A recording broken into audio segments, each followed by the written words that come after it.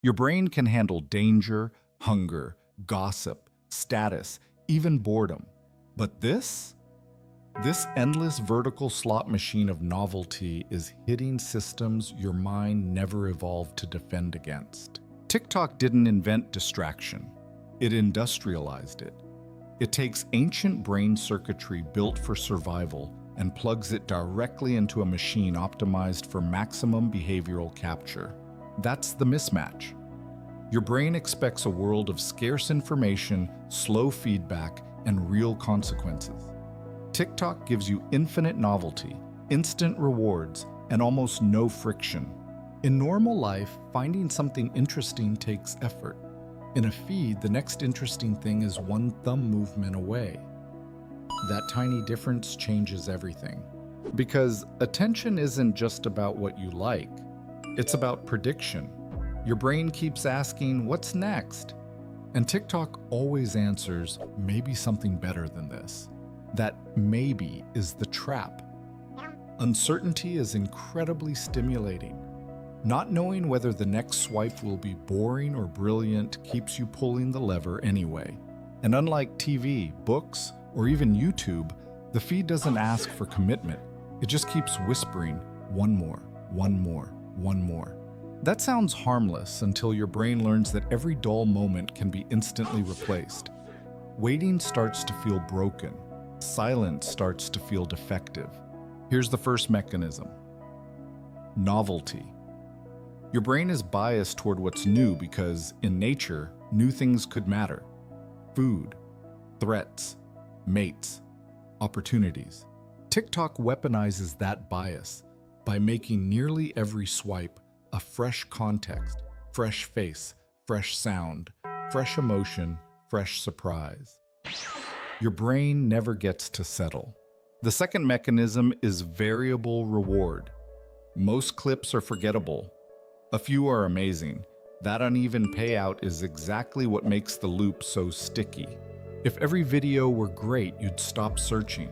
If every video were bad, you'd leave. The feed wins by staying unpredictably in between. Third, social relevance.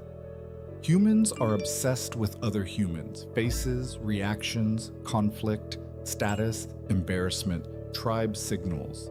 TikTok serves all of it at absurd speed.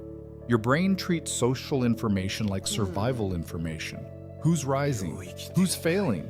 Who's attractive? Who's being mocked? You notice before you even choose to. Fourth, friction removal.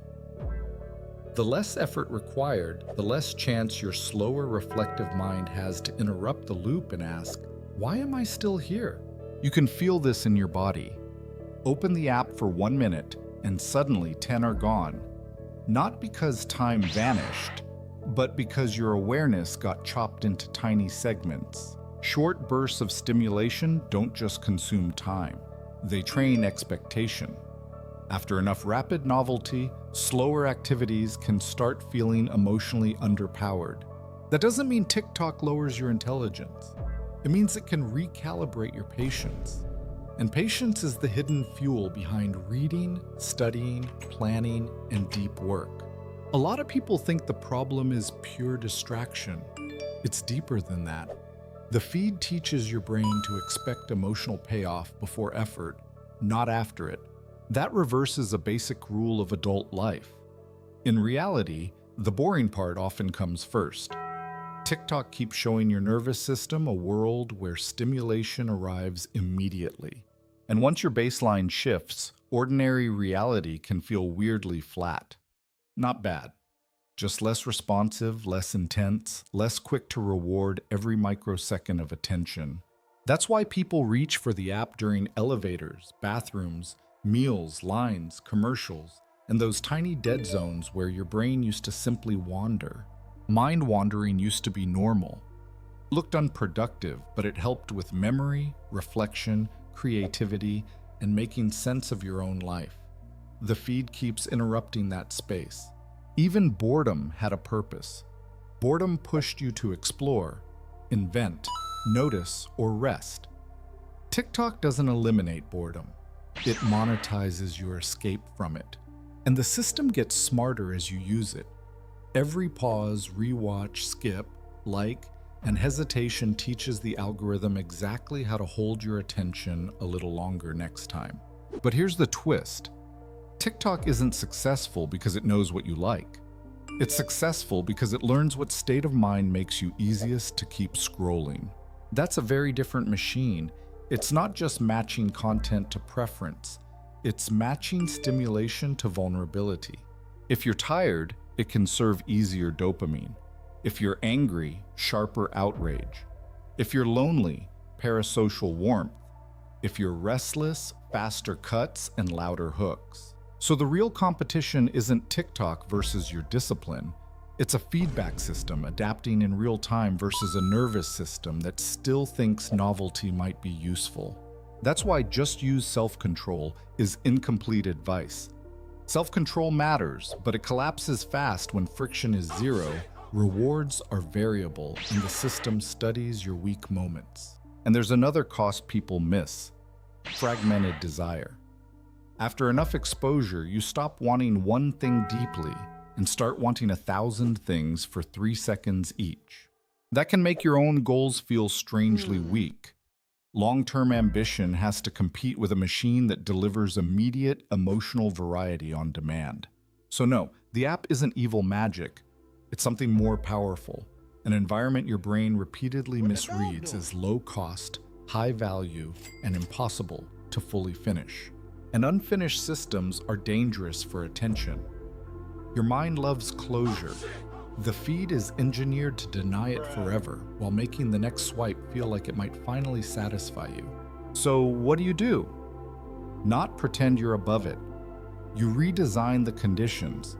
Because the brain that loses to TikTok isn't broken, it's human. The first fix is distance. Not moral distance, physical distance. If the phone stays in your hand, the feed stays one reflex away from replacing your next thought. Second, add friction. Log out, remove shortcuts, turn off notifications. Make the path to the feed slightly annoying. Tiny barriers give your reflective brain time to wake up. Third, protect low stimulation time on purpose. Walk without content, eat without scrolling. Stand in line like it's 2007. Let your mind relearn how to idle. At first, that will feel boring. Good. That feeling is not failure. It's withdrawal from constant novelty, and it's the doorway back to focus, patience, and self-directed thought. Because your brain wasn't designed for TikTok. It was designed for reality. And the more of your attention you reclaim from the feed, the more reality starts feeling vivid again.